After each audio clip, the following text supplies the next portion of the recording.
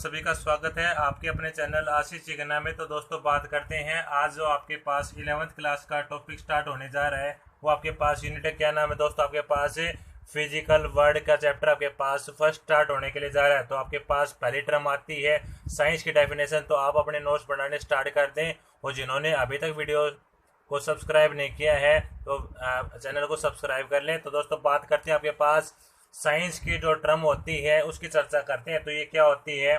The word science, जो आपके पास ये साइंस शब्द आया है ये आपके पास कहाँ से आया है? ऑर्गेनेट। ऑर्गेनेट का मतलब क्या होता है? इसकी जो उत्पत्ति हुई आपके पास फ्रॉम द, जो आपके पास लैटिन शब्द है। क्या शब्द है आपके पास? लैटिन आपके पास शब्द है जिसका क्या नाम है? साइंटिका।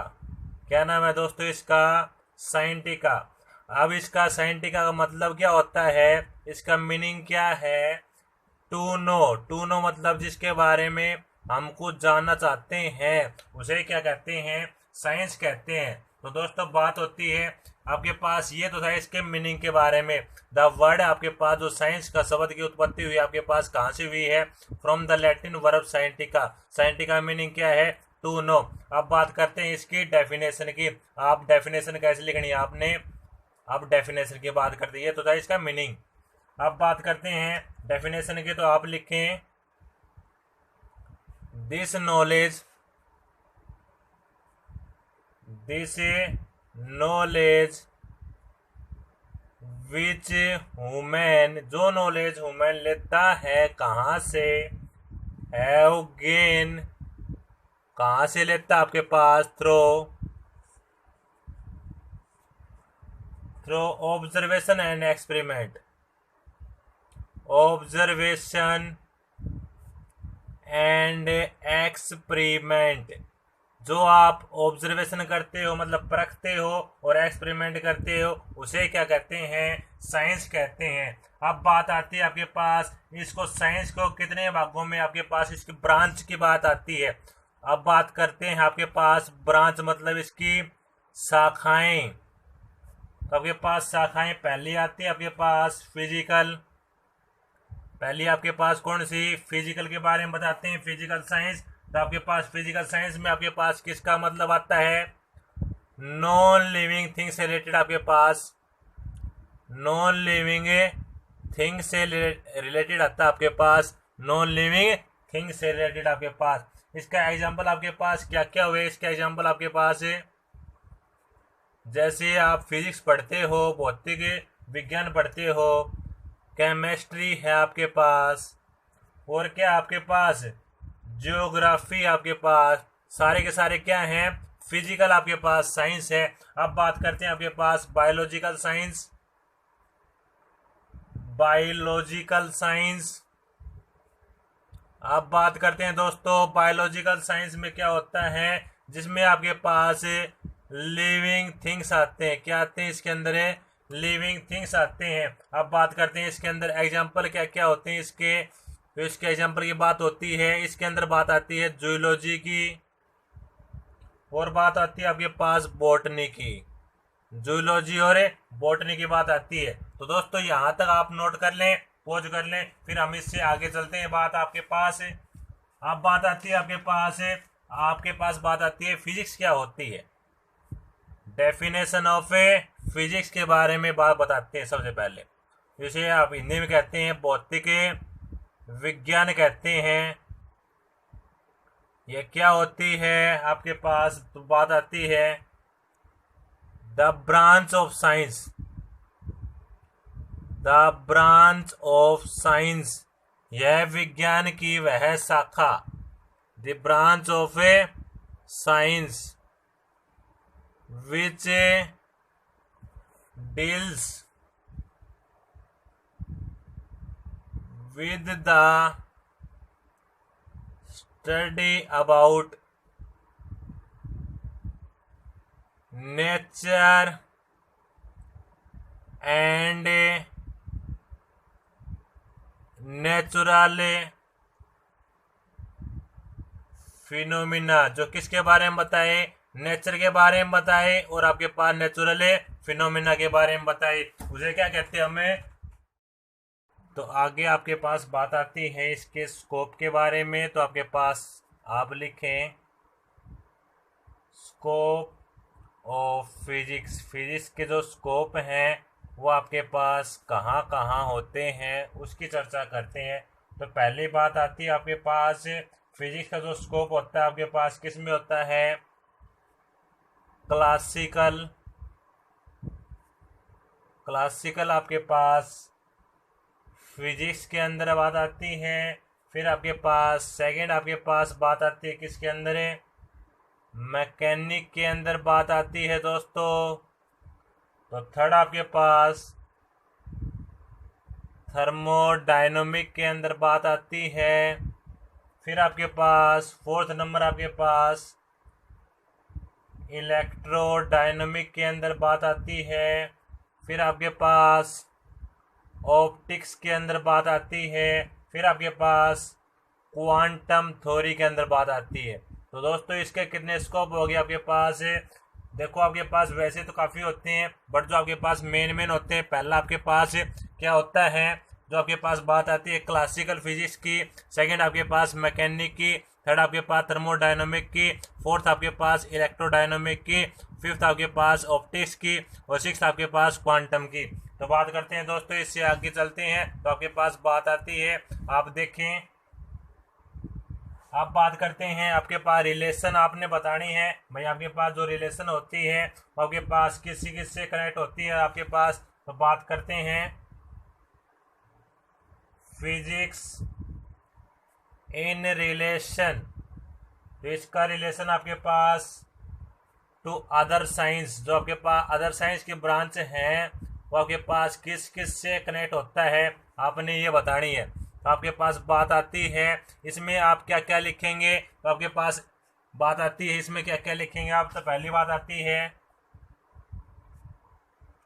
पहला स्टेप आपके पास फिजिक्स इन रिलेशन। फिजिक्स का जो रिलेशन होता है आपके पास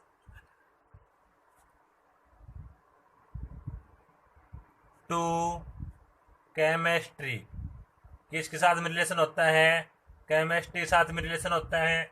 सेकंड बात आती है आपके पास फिजिक्स इन रिलेशन टू आपके पास बात आती है बायोलॉजिकल साइंस।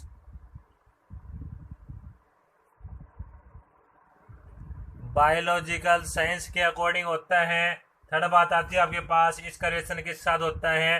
तो फिजिक्स इन रिलेशन टू आपके पास मैथ के साथ में होता है, मैथ के साथ में होता है। और आपके पास एस्ट्रोनॉमी के साथ में होता है। फिजिक्स इन रिलेशन टू आपके पास एस्ट्रोनॉमी, एस्ट्रोनॉमी की बात आती है दोस्तों आपके पास। अब बात करते हैं इससे आगे वाले प्रोसेस आपके पास, यहाँ तक आप नोट कर लें और इसको पॉज कर लें। तो अब बात आती है इससे आगे हम बात करते हैं। आपके पास बात होती है, तो आप देखें इससे आगे आपके पास बात आती है। आपने यहाँ तक देख लिया तो आपके पास स्कोप थे। अब बात करते हैं इससे आगे स्टेप आपके पास क्या आएगा। तो अगले वाली टर्म आपके पास बात आती है, आपके पास बात आएगी फंडामेंटल फोर्सेस। आपके पास नेचर के अंदर कितने हैं,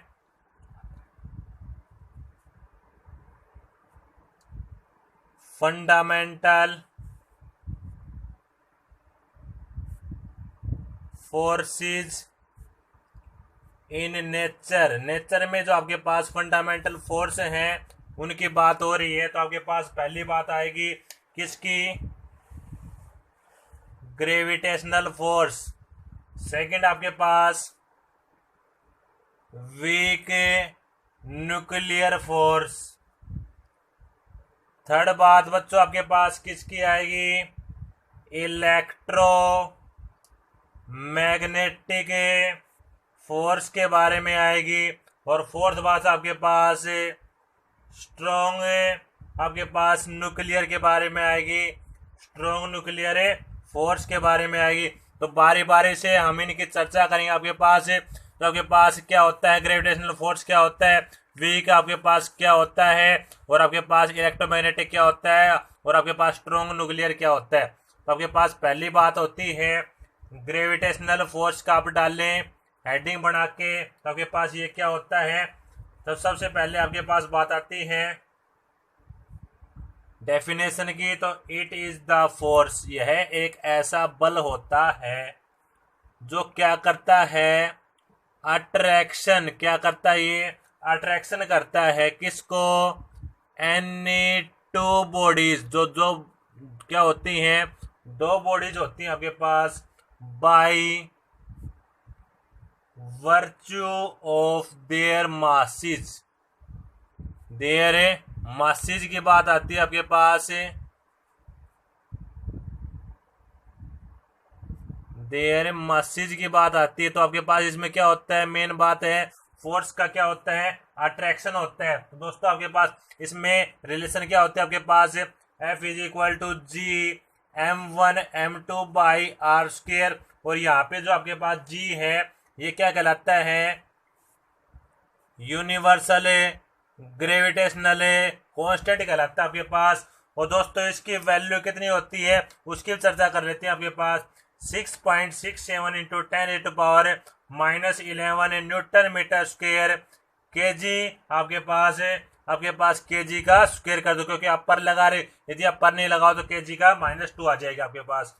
अब बात होती है इसके, तो आपके पास प्रॉपर्टीज की बात आती है, तो इसकी प्रॉपर्टीज की और चर्चा कर लेते हैं। तो आपके पास प्रॉपर्टीज की बात आती है, तो आपके पास ये क्या होता है, यूनिवर्सल अट्रैक्टिव होता है, यूनिवर्सल अट्रैक्टिव फोर्स होता है आपके पास। सेकंड बात कर लेते हैं, आपके पास ये क्या होता है, वीक होता है आपके पास, वीकेस्ट होता है फोर्स इन नेचर, नेचर में क्या होता है आपके पास, वीक होता है। और थर्ड बात कर लेते हैं, आपके पास ग्रेविटेशनल फोर्स ओबे करता है किसको, इनवर्स स्क्वायर लॉ को ओबे करता है। आपके पास ओबे करता है किसको, इनवर्स स्क्वायर लॉ को ओबे करता है, स्क्वायर लॉ को क्या करता है, ओबे करता है। अब बात आपके पास एक बात हो चुकी है किसकी, ग्रेविटेशनल फोर्स के बारे में पढ़ चुके हो। अब बात आ गई आपके पास वीक न्यूक्लियर फोर्स के बारे में, तो वो देखें आप, वीक न्यूक्लियर फोर्स की चर्चा करें। अब तो आपके पास बात आई वीक न्यूक्लियर फोर्स की, तो आप हेडिंग डालें वीक न्यूक्लियर फोर्स की।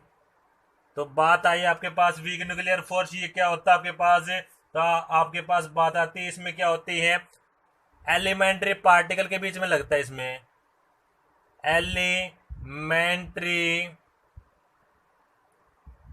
पार्टिकल के बीच में क्या होता है, इसमें इंटरेक्शन होता है, क्या होता है, एलिमेंट्री पार्टिकल के बीच में इंटरेक्शन होता है आपके पास। अब बात करते हैं इससे आगे इसकी प्रॉपर्टीज की चर्चा करते हैं।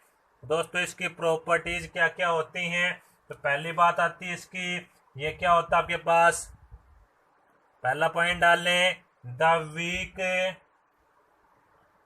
फोर्स आर, जो वीक फोर्स है आपके पास ग्रेविटेशन का नंबर आया था उससे क्या होता है 10⁻25 टाइम्स क्या होता है, ये स्ट्रोंगर होता है, स्ट्रोंगर देन किससे, जो आपके पास ग्रेविटेशनल फोर्स की बात आई थी उससे क्या होता है, ये 10⁻25 टाइम क्या होता है, स्ट्रोंगर होता है। तो आपके पास ये क्या, और सेकंड पॉइंट आपके पास बात कर लेते हैं, इसमें क्या होती है, द वीक